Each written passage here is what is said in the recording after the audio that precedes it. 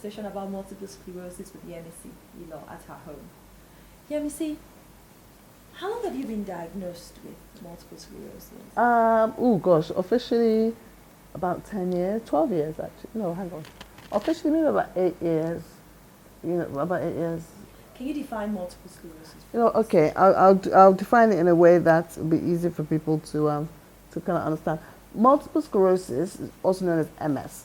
It's a neurological condition that affects the nerves in the brain and the spinal cord, which leads to a number of different symptoms, which can include, extreme fatigue, numbness and tingling in the limbs, problems with moving. In some cases, people have problems swallowing, blindness, and balance, muscle stiffness, and spasms. How did it affect your marriage? I was diagnosed 6 years, I think it was 6 years, 3, 4, 5, 6. Yeah, I was diagnosed 6 years after I got married officially. But because I look okay, people look at me and think, well, there's nothing wrong with her. Do you know what I mean? I was walking, from the outside, and I was working and walking and still doing things as normal. So I was the only one who could actually really feel it. So I guess I must have really irritated my husband quite a bit, going on about how there's something not quite right, there's something not quite right, I don't feel well. We went to the hospital, did all sorts of different tests, everything came out fine.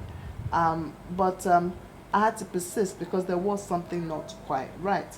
And it wasn't until I started having to use a walking stick and things like that people actually thought, obviously, sometimes people just need to see see it on the outside before they can very seriously. They can believe that there's actually something wrong with her.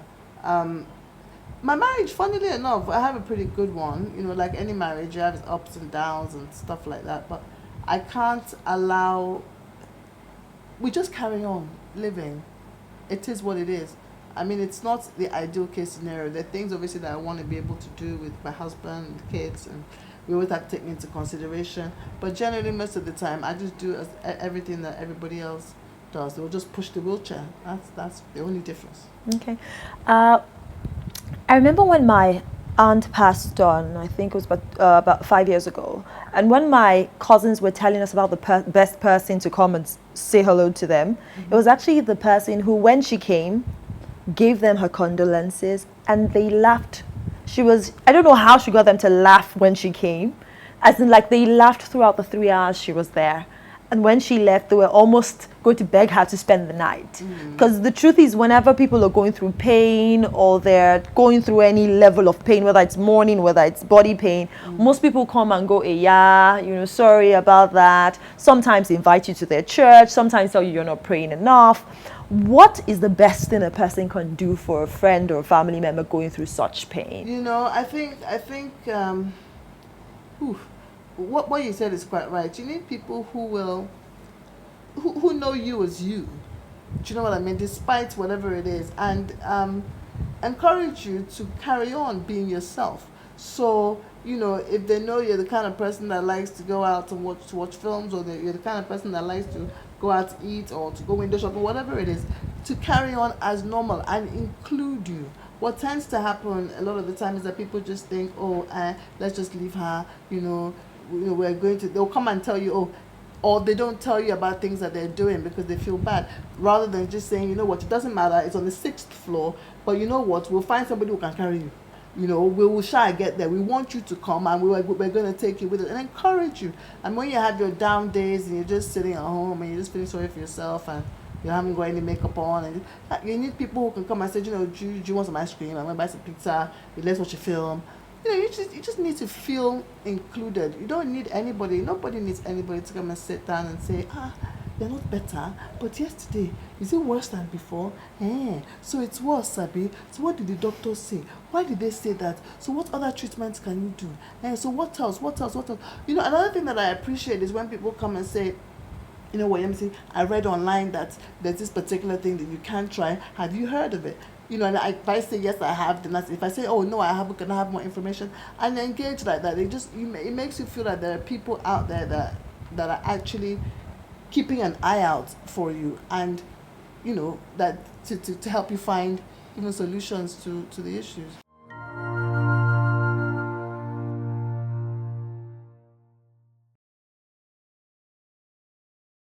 Amazing woman. Amazing. The fighter. She's a fighter. She's very determined. If she puts her mind to something, she will get it done. It's her tenacity, you know. The MC never says no. The MC always gets everything the MC wants. I was just watching some testimonials from your 40th birthday party. Okay. And you're such a strong anchor. You're such a strong support. Like, you know, it's almost That's like what they say. tide is turned. That's like, what they say. How can you be that supportive through it? It's one thing to get strength for yourself and run your life, but to also be that pillar that everybody runs to when they had issues. You always solve everybody else's problems. You're always upbeat, have something else. I don't know if I'm solving anybody's problems, to be honest, but what I do is, you know, the kind of person that I am, right? I'm solutions oriented. Okay. That's just the truth. I believe that there's a solution to every problem. There is something that you can do about it. And I know what it is to sometimes feel stuck. You know, sometimes people are overwhelmed. We all get really overwhelmed. And it's important to talk it through with somebody who actually really cares. I think that's the most important thing. The people that are close to me, I really, really care about them, and I want, you know, the best for them. So anybody that has issues, whatever, I'll sit down. And it's not so much that I'm solving anybody's problem, because I can't. It's just that sometimes when you speak it out with somebody who's actually listening to you, you can gain a sense of clarity. And you find that, you know, your problems aren't really that big. And the truth of the matter is that, you know, the Bible clearly states, you know, be anxious for nothing. You know, which one of us actually can add a cubit to our stature by worrying or by being stressed out? And also because I know what stress and anxiety can do to your body. You know, there are some diseases or conditions, they say, you know, they don't know what the cause is, it's inexplicable. But the truth is that we can damage our own internal systems just by the way we handle stress. And my prayer is that nobody causes themselves damage, you know, by being overwhelmed or not. So I like to basically help people as much as possible to calm down, and let's figure out a way out of this situation. And you find a way out of it from there. Yeah, well, we try. We try. Now, MS has caused you to move around in a wheelchair. So go to malls, banking halls maybe. How is it like for you getting around? You know, being in a wheelchair is not very nice. You know, I've had to adjust when you know, because I started off using a cane and then to a walking stick, and then I graduated to a scooter, and then from there I went on to using a walker, and then from the walker, no, crutches, then crutches to a walker, walker to a wheelchair. It's not very nice because when you're in a wheelchair, people just automatically start to sympathize. You know? See, I'm the kind of person that I don't like to draw attention to myself anyway. I don't need to be noticed. I'm not looking for but when you're in a wheelchair, automatically you already stand out. And I don't really like that. Number one, nobody wants to be in a wheelchair. It's awkward being in a wheelchair, especially in this part of the world where there's no step-free access anywhere. And, you know, there are times when people have to carry the wheelchair to go up 2 steps or down 2 steps. Or, I mean, I can't go into the bank. There's no point because the doors are too narrow. And so I can't fit into the security doors. So I do all my banking in my car, and my account officer has to come outside and go back in and come back out and go back in. Thank God for the internet, because at least a lot of things can be done online now. And I mean, it is awkward. It's not very nice, but I look at it positively. There's some people need. I tell my children, I tell my little children, I said, you know, some people need glasses to help them see. Yes. And some people need hearing aids to help them hear, and you don't look at them funnily. And some people need, you know, wheelchairs to help them move. That's really all it is. I was listening to the radio, I think it was a couple of weeks after some major disaster in Lagos. I can't remember which of them it was. And there was this man who called in, because you had counselors and therapists on the radio station, and the man called in. Something had happened to him a few months before. He lost the use of his sight. And he was crying, saying, you know, people say it is well, it is well, it is not well, what are you going to do? And he was just in a place that nobody could get. Panic. Yes, and he was, I don't know what happened to that man, but I was scared, and I hoped that the counselors called him and he didn't commit suicide, because he was in a place where it was almost like he was making that last call. But here you are, you're very positive. You have such a positive outreach towards life. Is this how you've always been? Yeah. This is how you've always Yeah. been. Does it have anything to do with your background, maybe the way you were raised as a child? Well, yeah, I've always been very, very independent. I've always done, I've always just gotten on with it. I'm not a pity party. Don't get me wrong, I mean, there have been days and times when I've just been, like, oh my gosh, this is just the worst thing ever. But the truth is that I believe in God, and I know that this condition has happened so that I can testify and give God all the glory when, I believe that my healing has already occurred. It's just for manifestation now. So now it's all about giving thanks. I've always been very independent. I get on with stuff. I'm driven like that generally. My parents are both entrepreneurs. They've always been. So I've seen them. So I guess maybe it's the background thing, because I've seen them working hard, trying to, get what they need to get, building up their businesses and stuff. So it's not an abnormal thing.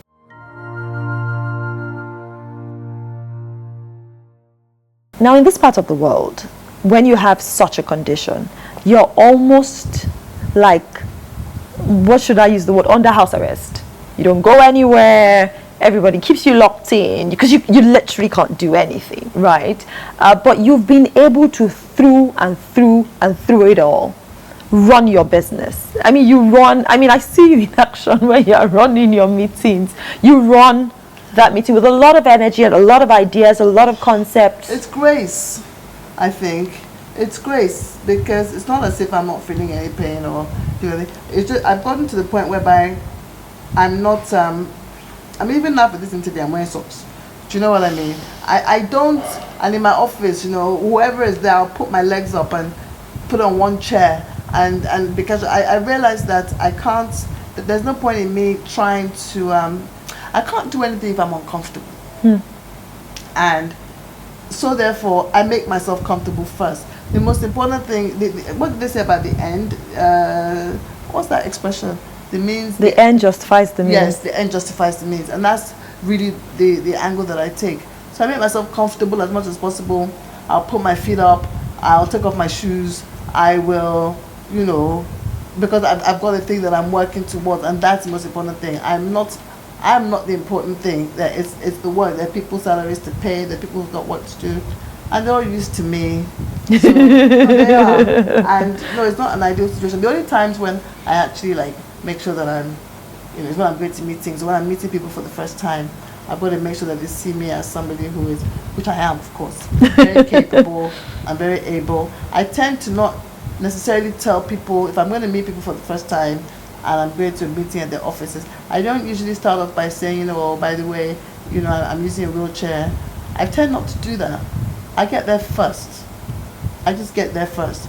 And if the place is inaccessible, even if I have to meet in the waiting room or we'll meet there, but I don't like to, because people just make assumptions about you. If you're in a wheelchair, they just think that you're not capable of doing stuff. So I feel like I need to meet them. When they meet me, then that, oh, okay, we can do this thing. I mean, Nigeria isn't easy though. It's for anybody, for any human being. Especially as BattaBox, the brand is actually out of our UK company. So we're running BattaBox in the UK. I'm just handling the Nigeria end for now, but I work very closely with my partner with the UK and New York. But we've got to build the brand in Nigeria so that we can build the brand in the UK. So I go back and forth quite a bit. Okay. Well, now what I've really taken from this, to be honest, is just always work for a cause greater than you. Because when you do that, nothing in life can hold you down. Nothing in life can hold you down. You look surprised. Like, you are that deep. I just want to see, my own is I want to make videos. I there's too much to communicate. I like to entertain people. I like the production process. I like to make videos, and I enjoy it. I enjoy coming up with ideas. I enjoy coming up with concepts. It's fun, you know. I'm very particular about small, medium-sized business. I want to make money. There's, you know, with money you can bless people, you can bless yourself, you can bless people. Like my pastor said, it was very interesting, the sermon on Sunday. He said something that was really, really interesting. He said, there's some people who will say, I don't want to make much money, that, you know, I just want to be comfortable. I don't want to be a millionaire, whatever.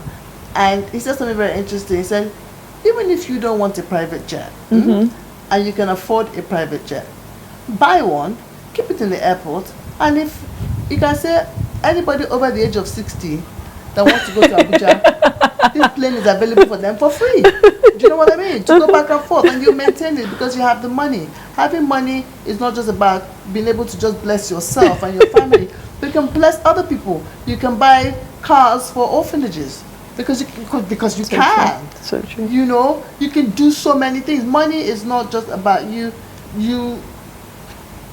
benefiting yourself. You can do so much with money. It's very important. And I want to make some. I want to have a nice life. Yes, money can distract you. You are very ill. Okay, fine. They say, you know, what health is the most important thing. For wealth, but you know, it's better to be ill with cash than to be ill with no cash. That's right. You know, it's a different level.